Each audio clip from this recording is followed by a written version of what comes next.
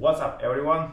Today we are back to our massage therapy with my friend Kyle. Hey. And I let him know that I had two shoulder surgeries. Here was supraspinatus and here was biceps tear, slap tear. He knows what I'm talking about.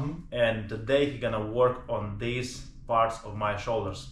Now word to my friend Kyle. Today, by the way, no butt, only upper body. So don't be upset. Sorry guys. Don't cry. So yeah, we're gonna work on the rotator cuff muscles today. So we're gonna go through a couple of those muscles. We're gonna talk about how they get tight, how they can end up tearing sometimes, and then hopefully you guys will learn a little bit about how to keep your shoulders healthy. Yeah, let's go. All right, let's do it. I'll get you under that sheet, and then actually we don't even need the sheet. This is fine. Okay. Because it's just gonna be top. Okay, so let's start face up. So put your head here, face up. Okay. Oh, by the way, yesterday I did abs Oh yeah? and push-ups. 100, and I'm, whew. And you're tired? It's like a... It's like when you cough, you feel like the pain up in Yes, there? here, everywhere, yes. It's like, I feel like a young kid, you know? Okay, so we're gonna start here with the chest, because a lot of times people get really tight through the chest because they work at a desk, they drive too much. This upper deck of your chest gets really tight. You can pull that shoulder forward, which can lead to a lot less space here where that acromion meets that humerus. So we're just gonna massage through here.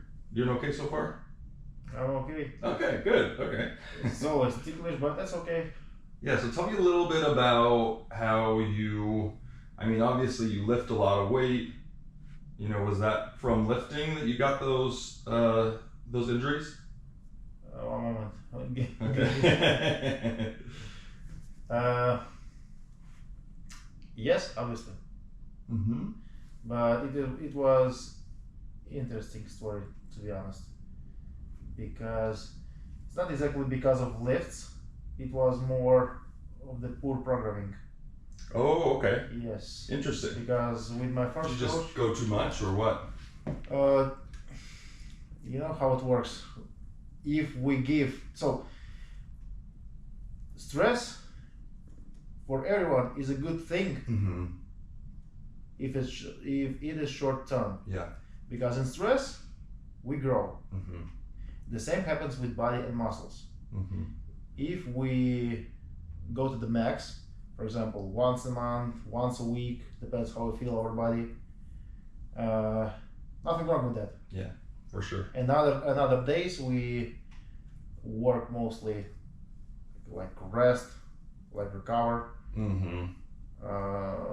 middle load, and body will grow. Yeah, for sure. But if we give stress every day, day after day, long term, it is like driving with the car on the red, that thing, how it calls it? Empty? Yes. Long term. Like overheating? Yes, yes, like a Formula One cars. Yeah. The engine for one race. Yeah. The same happens with the muscles. Yeah. And that's it. Yeah. By the way, I explained what happened. So with first my coach, we used to train 8 years. And there was super heavy trainings. Big amount of lifts, heavy weights, but we increased weights step by step, slowly but surely.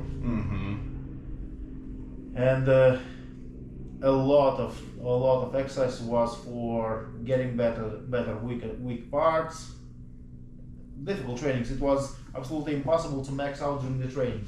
Oh, really? Yes. Just because you were too worn out by the time you were trying to max out, or like too intense? Maybe too intense, because there was many sets and many reps in every set. Yeah. And after for example 5-6 sets, just no wish and just impossible for body to max out. Yeah. Just real quick, I just wanted to tell people. So you have this attachment here where your pectoralis comes over here and attaches over here to the humerus.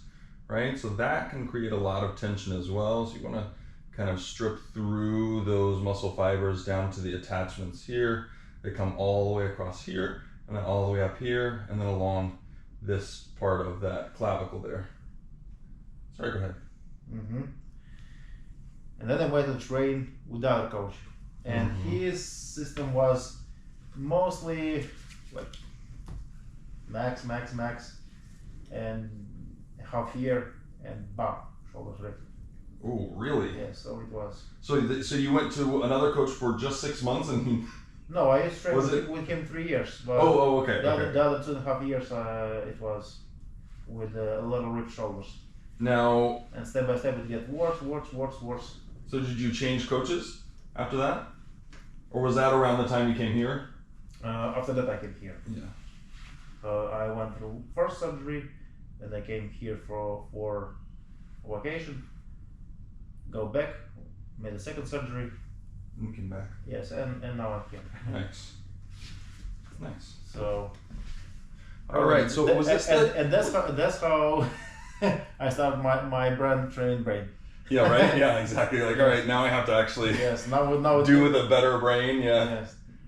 Okay. So here, this is where that bicep tendon attaches. It comes all the way up here and attaches right up here into the shoulder. Right. That was on this side, right?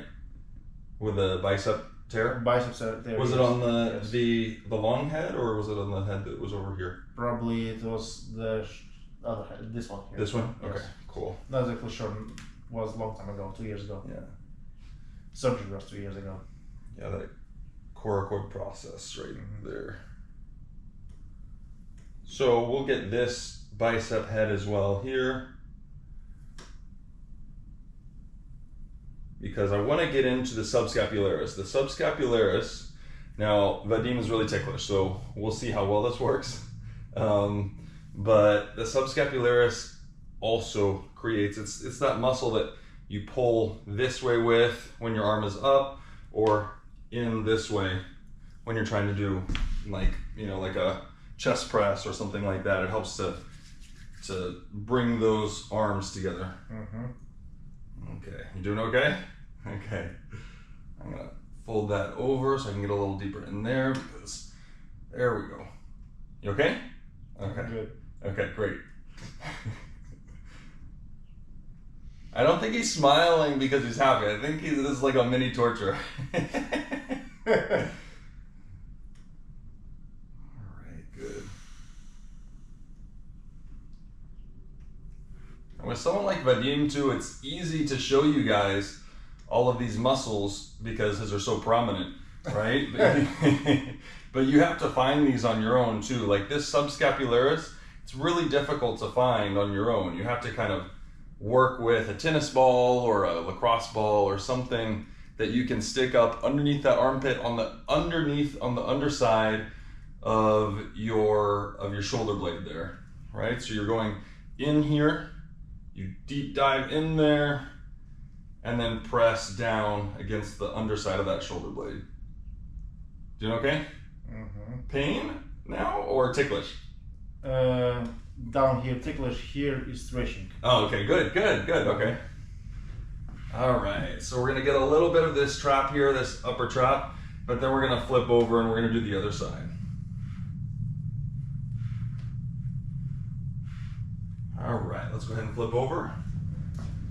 Oh, my abs. And now I'm gonna show you guys on this side, so we can keep the camera in the same place.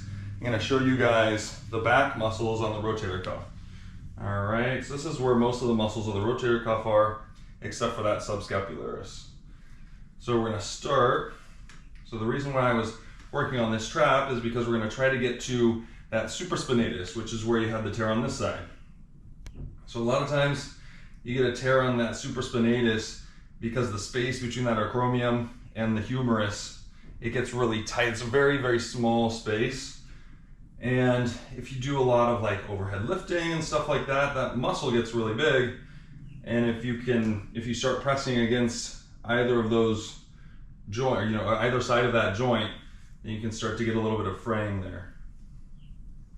All right, so that supraspinatus kind of comes along the spine of the scapula here, and then comes out and attaches to the top of the humerus over here. How does your supraspinatus feel now? Does it feel fine? Absolutely fine. Yeah. This was a good surgery? It was very good surgery.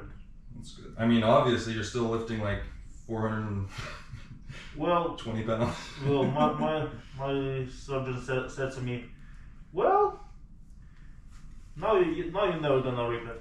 Right? Did he tell you you're not gonna lift again? No, he said.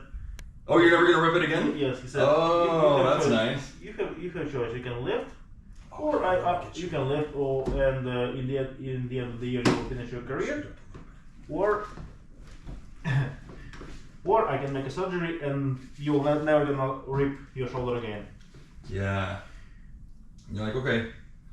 And of course I decided to make surgery. So, do your lifts feel better now? Yes. Oh, that's cool. Were you afraid that you weren't, like, something was going to go wrong? No, absolutely that's not. good. I think I would have been. I mean, like, the surgeon's going to forget his scapula, his scalpel inside my shoulder. It was arthroscopy. Oh, okay. So that's why. Maybe only. How it goes. Oh, yeah, okay. So it wasn't very invasive. Yes. Yeah. Yes. So now we're going to get that infraspinatus here. The infraspinatus runs on the underside of the spine of the scapula here, and it attaches to the humerus on this side. All right. And this helps to pull that arm backward. A lot of times the supraspinatus and the infraspinatus kind of take a lot of tension from each other. So if one is weak, the other one is doing too much work, or vice versa. You can get a lot of injuries or tendinitis from that.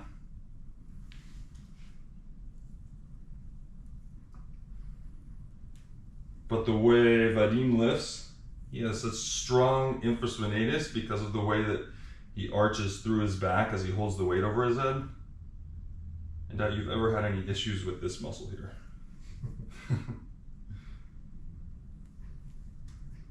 All right. Now let's get into the teres minor here. Oh, that's a little tight.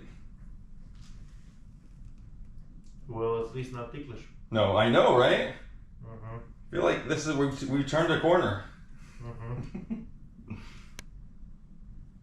No more fun videos. Yeah, right. Only educational. Only serious. Well, we haven't get back to the quads. I know, that's true.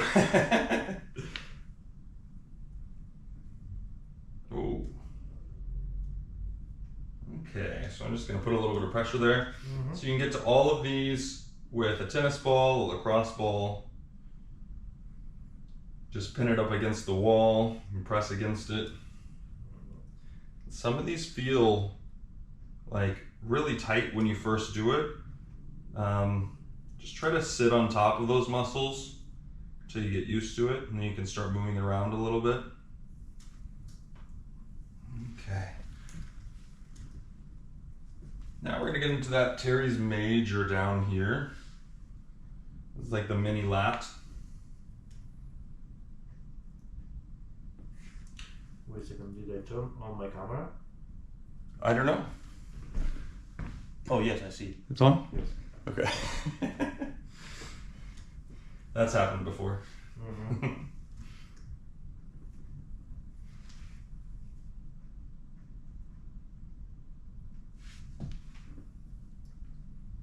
Okay, this teres major. Usually here at the, like right here, you get a little bit tight as well at where it attaches to the scapula, down at the bottom of the scapula.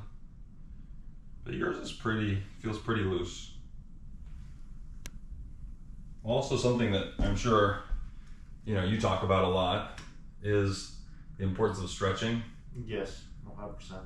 I mean, how much do you weigh? In pounds, yesterday was 220 pounds. Yeah, so you're 220 pounds and you're probably more flexible than most people who are like, you're almost as flexible as like a dancer. Well, maybe. I mean, but it's so important, right? Because the bigger you get, you can get really locked up, and you see that a lot with like bodybuilders. Yes, exactly. And then you get injuries simply because you've tightened everything up so much. Yes, lack of movement. Right. Okay, now I'm getting into the lat here. So the teres major and the lat aren't part of your rotator cuff muscles, but they definitely affect the rotator cuff muscles. Like the lat, here it attaches to the inside of the humerus, and so it pulls this shoulder down, and so you can close that space here that we were talking about for the supraspinatus if your lat gets too tight. Doing okay? Yes, I'm good. Okay. I should have a reel of just you doing that.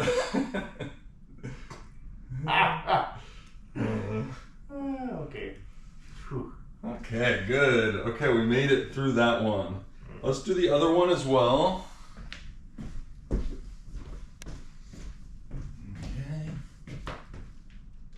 Just because I don't want to leave you lopsided.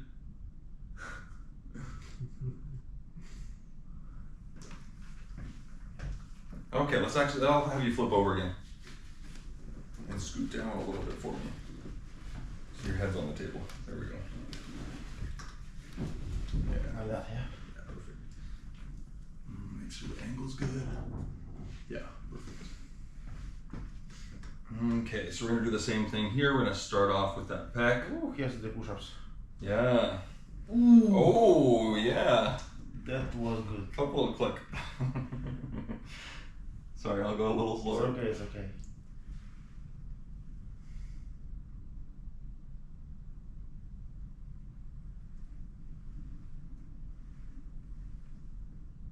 Doing okay here? Yeah, yeah. Okay, cool.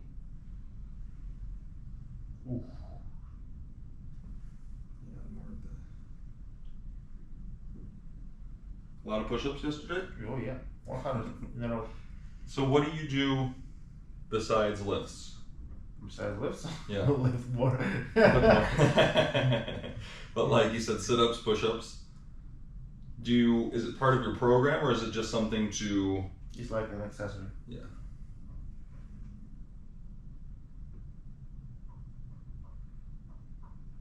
Do you do any vanity lifts?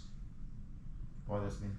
Like anything because you like the way it makes you look, right? So it's not necessarily about your training. It's about like, oh, I want to make sure I have a six-pack out. You know? Of course, of course. Okay, like what? For six-pack abs? Uh-huh. Oh.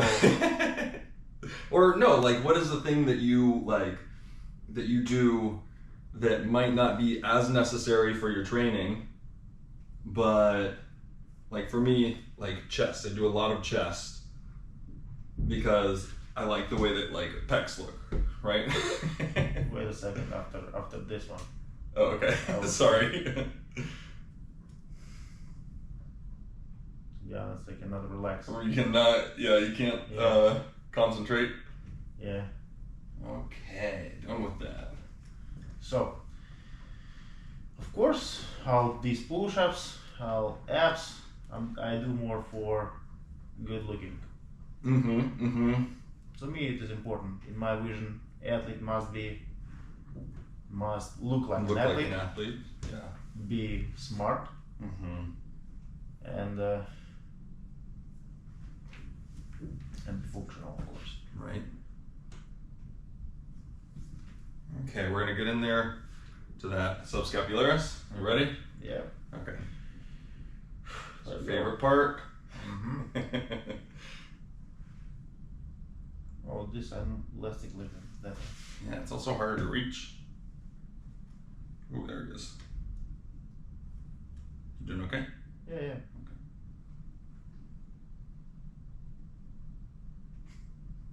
Is it ticklish? Yeah. It's okay. A little bit. Worse though.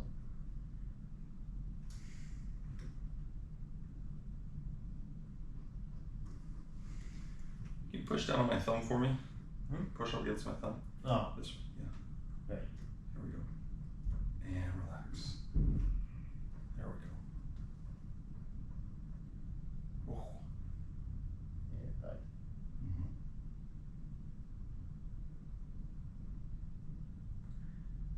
But good thing when you do these excessive flip. Good thing that when we do these accessory exercises for weightlifting, Yeah. we get good looking as well. Yeah, that's true, right? Yes. That's the added benefit. Yes, but we must do full movement Yeah. always, full Yeah. range of movement, because that's how it works in professional sports. Yeah. There's a difference between bodybuilding. Oh, for sure.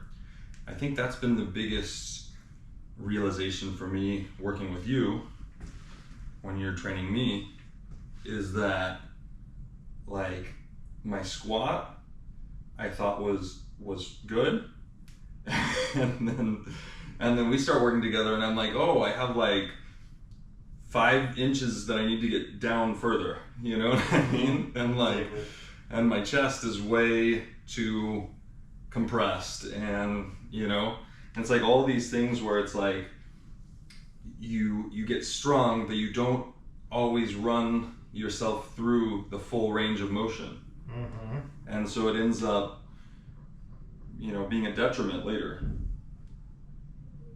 Yeah. This side feels okay? Yeah. Okay.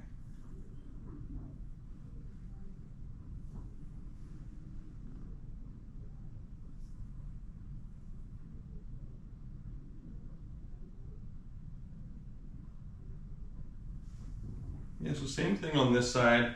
I just went through that supraspinatus up here. Now I'm going to go through the infraspinatus.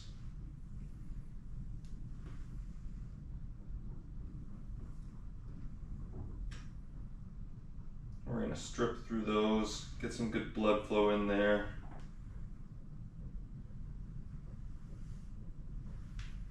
Also, if you get a massage, it's always a good idea to drink a lot of water afterward, because you push a lot of fluid into your lymphatic system. Mm-hmm.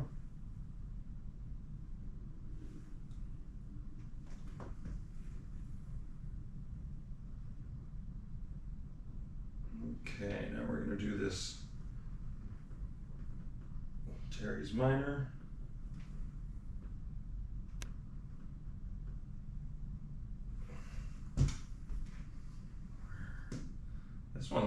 This side's a little harder to tell on you. Trying to find, there it is. Teres minor is not nearly as tight on this side. This sounds like a guitar string. And that teres major.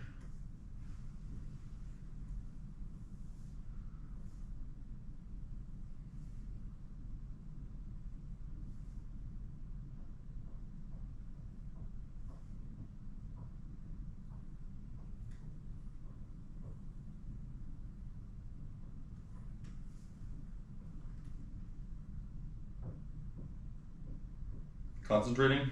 Mm-hmm.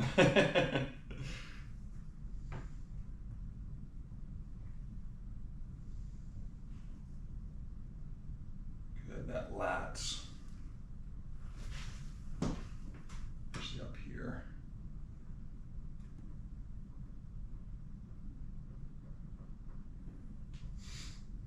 Doing okay? A little bit. And the lat, a lot of people don't realize that your lat comes all the way down to the lower back. Mm-hmm. And attaches onto that, into this aponeurosis here. That's what they call wings. Yeah, right, exactly. Many people do not realize that. Right? And you can really see it like on Vadim or like another bodybuilder or something like that. You can see his lats, all the body, the belly of the muscle really stops here. You okay? The belly of the muscle stops here, right? So you got all from here to here, this is all belly, and then it comes into that aponeurosis, which is like the tendon where it attaches. So with a lot of people, it looks like it kind of stops around here, like right underneath the scapula. It keeps going.